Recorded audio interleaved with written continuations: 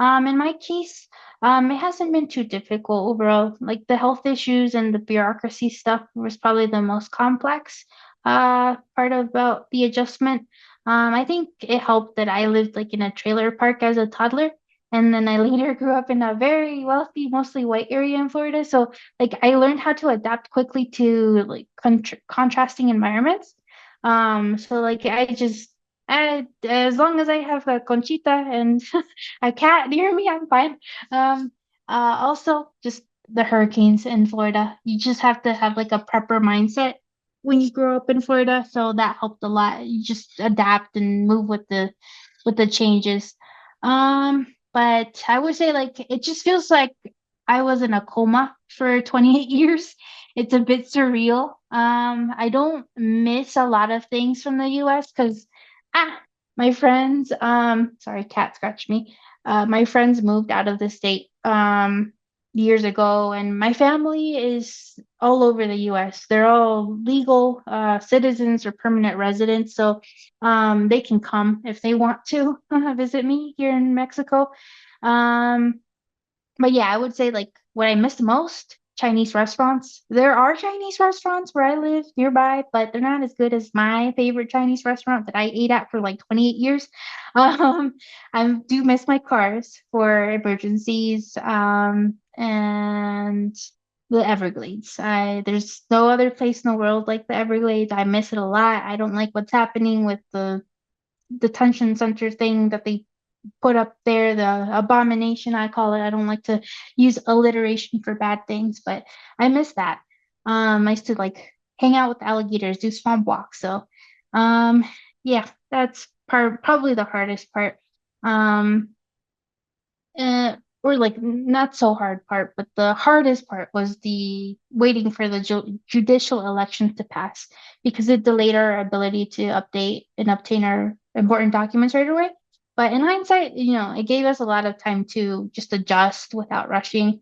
The other part that I would say is a little bit like a culture shock is all the stray dogs, the elderly and disabled folks that are, just begging for change, is really sad.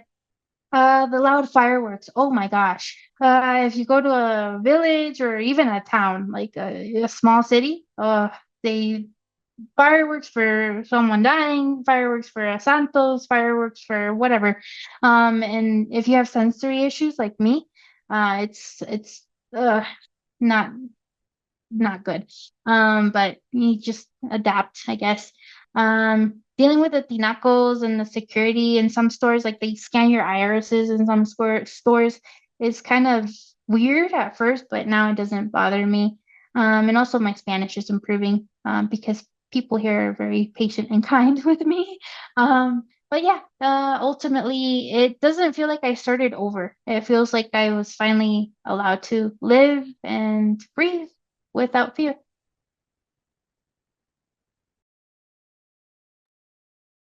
Thank you. Thank you, Jess.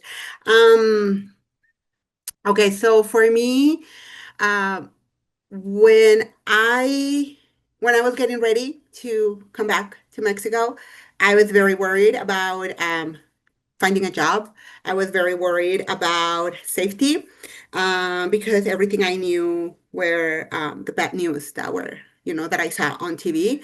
But something that I kept telling myself, and see, I'm gonna cry when I talk about this, but something that I kept telling myself is, so my mom, she is a single mom, and she is the one who, she made the decision that it would be better for us to go to the US. So my mom didn't go to school. She didn't have, you know, she didn't even go to high school. And I always kept repeating to myself, like, if she made it to the US and she was able to, you know, get us a home and put me through college and, she was able to give us a good life, I have to be able to make it in my own country where I have papers. So I just kept like repeating that. And so my mom has always been sort of like my source of strength. Um, and so I was very worried about, safety and jobs and all of that. But we moved here, well, we came to Mexico. The first 2 weeks were like our honeymoon slash vacation in Mazatlan at the beach. And then after we moved to Saltillo, within 3 weeks, we were both my husband and I were working, and we've had jobs since then. Well, I like 5 years ago, I started my own business, and about 3 years ago, 4 years ago, he started his own business. So now we have, you know, um, and so for me, the biggest, most difficult part for me was just the cultural shock, because well, I'm originally from Sinaloa, and I don't know if anybody here has been to Sinaloa or Mazatlan, but over there we are, we're very friendly. We like to talk to people, and and then I grew up in Salt Lake City, which is it's a pretty like liberal city. And then I come to Saltillo, which is very conservative. They are very like closed to foreigners, even people from other states in Mexico. So it was very, very difficult to adjust. However, I met a friend. She's still my friend, and her family adopted us. So, and they're from here. So, they been like a second family for us. So I'm very grateful for them. Um, I do miss a lot of things. I miss my mom. I miss being able to hug my mom. Um, I don't want to cry. I miss obviously my siblings, my brother, my sister. I miss my best friend from high school. Although she has come a couple times to visit me, I miss being able to go to City Hall and sit, listen to the city council sessions because I love doing that. I don't know why. I love going to, like, I miss the public libraries. So I do miss a lot of things. And then this year, actually, we applied to get for tourist visas for my kids and myself, and they were denied, unfortunately. So that was kind of sad. Um, so yeah, because we were very hopeful, of course. We wanted, my mom doesn't know my kids, although they talk every day. I think in the other room they're talking like they're time facing, or what's it called, like video calling each other. Um, so that was sad. However, so we are going to Canada at the end of the year. So that's fun, and that's something to look at, forward to. And then in the spring, we're going to Paris. So that's fun. Um, yeah, so in terms of adjusting, it took me a few years to get used to it and sort of like accept the fact that I live here now.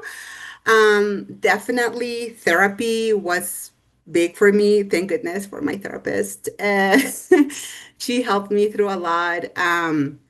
Because for me it was very lonely. My husband, even though he didn't grow up in the US, he was older when he moved there. So for me it was like I don't have anybody that understands what I'm going through. Um, and so it was sort of a lonely journey for me.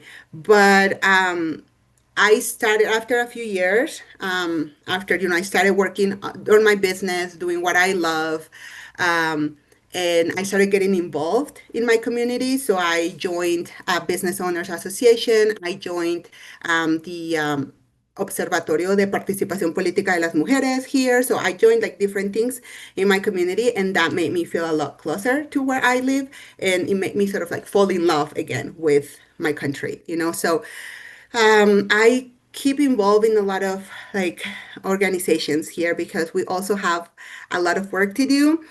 When I was in the US, I was always very involved in community organizing. I worked a lot with other groups of refugees and immigrant communities, and that's sort of in my blood. I like to be involved in my community, and I loved, to be part of social change and social justice. So that's something that I continue to do here, that I started doing here. And yeah, I mean, like I said, I miss a lot of things, but I have never like regretted leaving. I have never regretted like being here and like building a life, with my partner, with my kids. And it's been difficult, but it's like I feel it's been worth it for me.